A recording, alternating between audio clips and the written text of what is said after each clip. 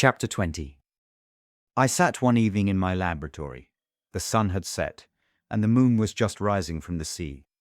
I had not sufficient light for my employment, and I remained idle, in a pause of consideration of whether I should leave my labor for the night, or hasten its conclusion by an unremitting attention to it. As I sat, a train of reflection occurred to me, which led me to consider the effects of what I was now doing. 3 years before, I was engaged in the same manner, and had created a fiend whose unparalleled barbarity had desolated my heart and filled it forever with the bitterest remorse. I was now about to form another being, of whose dispositions I was alike ignorant. She might become 10,000 times more malignant than her mate, and delight, for its own sake, in murder and wretchedness. He had sworn to quit the neighborhood of man, and hide himself in deserts, but she had not. And she, who in all probability was to become a thinking and reasoning animal, might refuse to comply with a compact made before her creation. They might even hate each other. The creature who already lived loathed his own deformity, and might he not conceive a greater abhorrence for it when it came before his eyes in the female form? She also might turn with disgust from him to the superior beauty of man. She might quit him, and he be again alone, exasperated by the fresh provocation of being deserted by one of his own species. Even if they were to leave Europe and inhabit the deserts of the New World, yet one of the first results of those sympathies for which the daemon thirsted would be tubrum, and a race of devils would be propagated upon the earth who might make the very existence of the species of man a condition precarious and full of terror. Had I right, for my own benefit, to inflict this curse upon everlasting generations? I had before been moved by the sophisms of the being I had created.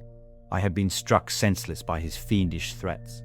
But now, for the first time, the wickedness of my promise burst upon me. I shuddered to think that future ages might curse me as their pest, whose selfishness had not hesitated to buy its own peace at the price, perhaps, of the existence of the whole human race.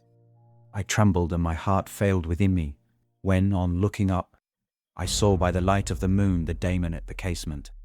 A ghastly grin wrinkled his lips as he gazed on me, where I sat fulfilling the task which he had allotted to me. Yes, he had followed me in my travels. He had loitered in forests, hid himself in caves, or taken refuge in wide and desert heaths, and he now came to mark my progress and claim the fulfillment of my promise. As I looked on him, his countenance expressed the utmost extent of malice and treachery. I thought with a sensation of madness on my promise of creating another like to him, and trembling with passion, tore to pieces the thing on which I was engaged. The wretch saw me destroy the creature on whose future existence he depended for happiness, and with a howl of devilish despair and revenge, withdrew. I left the room, and locking the door, made a solemn vow in my own heart never to resume my labors. And then, with trembling steps, I sought my own apartment. I was alone. None were near me to dissipate the gloom and relieve me from the sickening oppression of the most terrible reveries. Several hours passed, and I remained near my window gazing on the sea. It was almost motionless, for the winds were hushed, and all nature reposed under the eye of the quiet maid. A few fishing vessels alone specked the water, and now and then the gentle breeze wafted the sound of voices as the fishermen called to one another. I felt the silence, although I was hardly conscious of its extreme profundity, until my ear was suddenly arrested by the paddling of oars near the shore, and a person landed close to my house. In a few minutes after, I heard the creaking of my door, as if someone endeavored to open it softly. I trembled from head to foot. I felt a presentiment of who it was, and wished to rouse one of the peasants who dwelt in a cottage not far from mine. But I was overcome by the sensation of helplessness, so often felt in frightful dreams, when you in vain endeavor to fly from an impending danger, and was rooted to the spot. Presently, I heard the sound of footsteps along the passage. The door opened, and the wretch whom I dreaded appeared. Shutting the door, he approached me and said in a smothered voice, "You have destroyed the work which you began. What is it that you intend? Do you dare to break your promise?"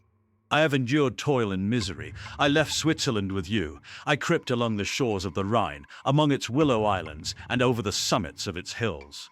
I have dwelt many months in the heaths of England and among the deserts of Scotland. I have endured incalculable fatigue and cold and hunger. Do you dare destroy my hopes?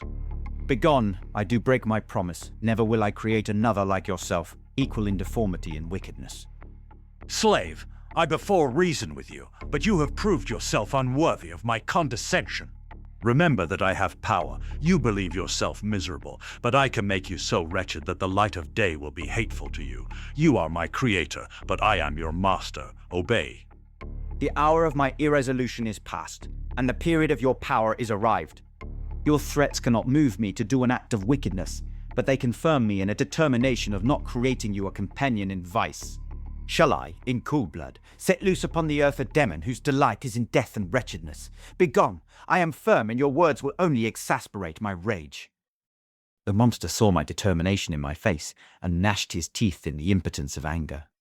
Shall each man find a wife for his bosom, and each beast have his mate, and I be alone? I had feelings of affection, and they were requited by detestation and scorn. Man, you may hate, but beware. Your hours will pass in dread and misery, and soon the bolt will fall, which must ravish from you your happiness forever. Are you to be happy while I grovel in the intensity of my wretchedness? You can blast my other passions, but revenge remains, revenge henceforth dearer than light or food.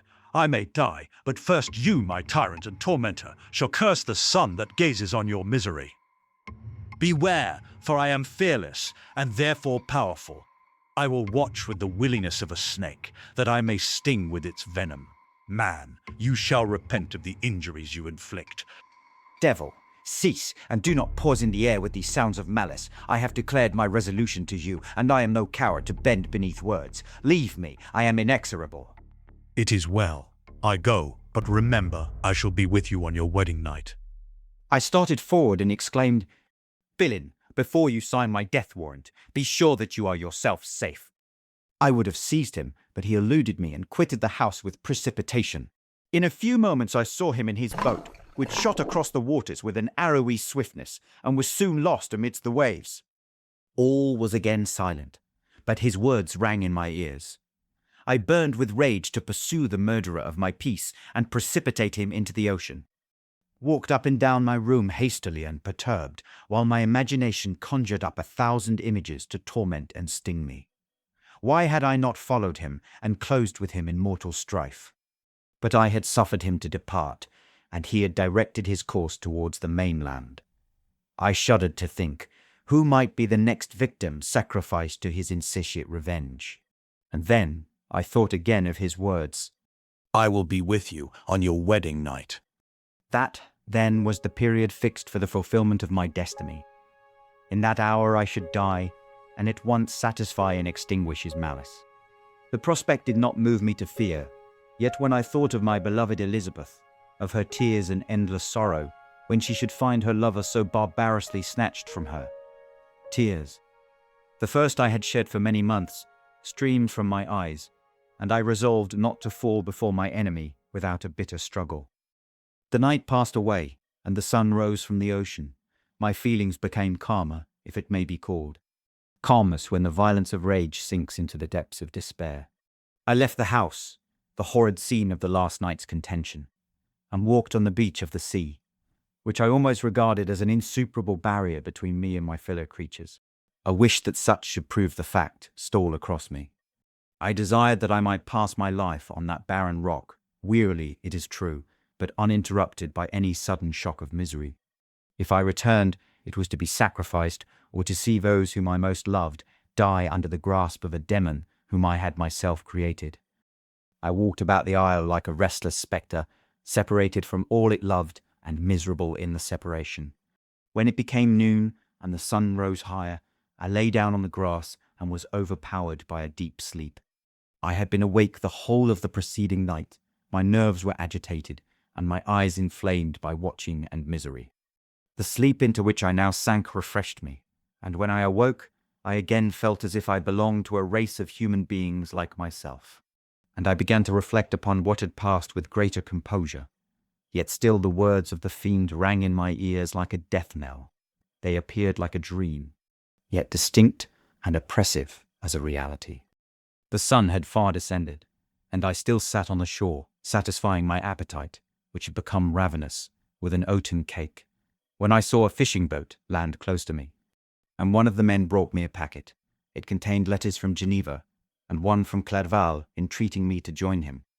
He said that he was wearing away his time fruitlessly where he was, that letters from the friends he had formed in London desired his return to complete the negotiation they had entered into for his Indian enterprise. He could not any longer delay his departure, but as his journey to London might be followed, even sooner than he now conjectured, by his longer voyage, he entreated me to bestow as much of my society on him as I could spare. He besought me, therefore, to leave my solitary isle and to meet him at Perth, that we might proceed southwards together. This letter in a degree recalled me to life, and I determined to quit my island at the expiration of 2 days. Yet, before I departed, there was a task to perform, on which I shuddered to reflect. I must pack up my chemical instruments. For that purpose, I must enter the room which had been the scene of my odious work, and I must handle those utensils, the sight of which was sickening to me. The next morning at daybreak, I summoned sufficient courage and unlocked the door of my laboratory. Remains of the half-finished creature, whom I had destroyed, lay scattered on the floor, and I almost felt as if I had mangled the living flesh of a human being. I paused to collect myself, and then entered the chamber. With trembling hand I conveyed the instruments out of the room, but I reflected that I ought not to leave the relics of my work to excite the horror and suspicion of the peasants, and I accordingly put them into a basket with a great quantity of stones, and laying them up, determined to throw them into the sea that very night. And in the meantime I sat upon the beach, employed in cleaning and arranging my chemical apparatus. Nothing could be more complete than the alteration that had taken place in my feelings since the night of the appearance of the demon. I had before regarded my promise with a gloomy despair as a thing that, with whatever consequences, must be fulfilled.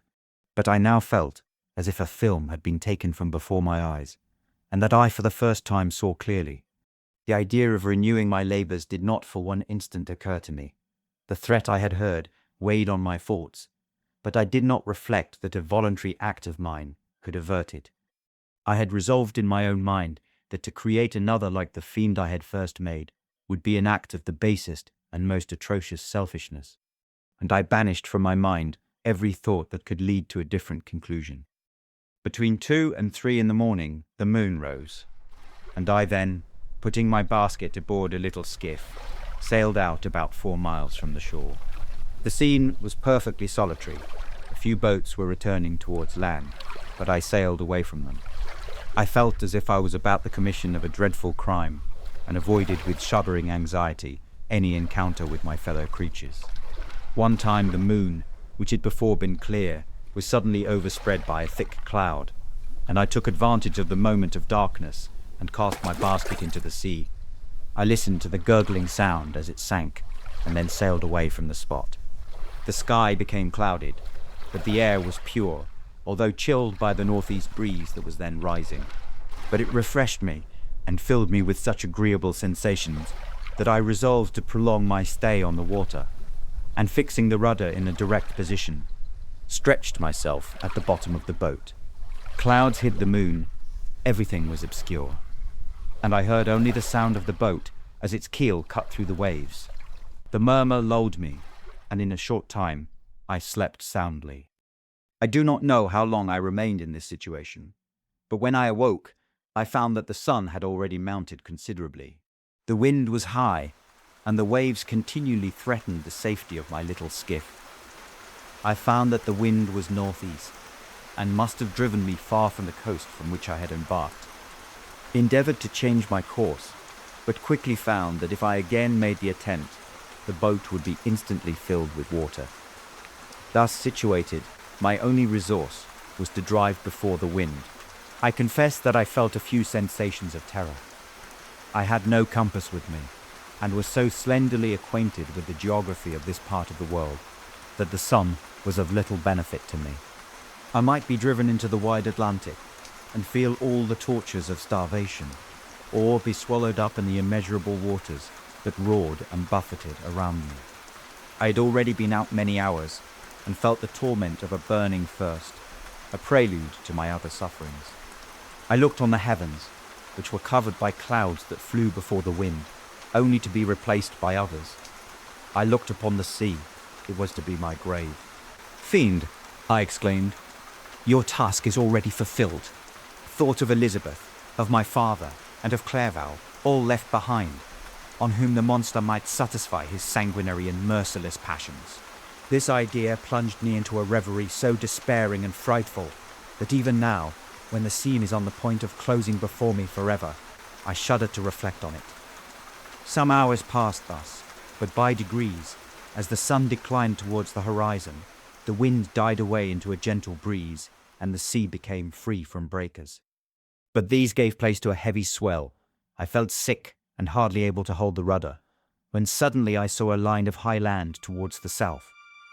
Almost spent as I was by fatigue in the dreadful suspense I endured for several hours, this sudden certainty of life rushed like a flood of warm joy to my heart, and tears gushed from my eyes. How mutable are our feelings, and how strange is that clinging love we have of life, even in the excess of misery. I constructed another sail with a part of my dress, and eagerly steered my course towards the land. It had a wild and rocky appearance, but as I approached nearer, I easily perceived the traces of cultivation. I saw vessels near the shore, and found myself suddenly transported back to the neighborhood of civilized man. I carefully traced the windings of the land, and hailed a steeple which I at length saw issuing from behind a small promontory.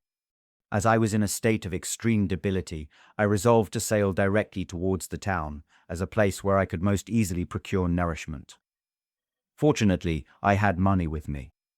As I turned the promontory, I perceived a small, neat town and a good harbour, which I entered, my heart bounding with joy at my unexpected escape.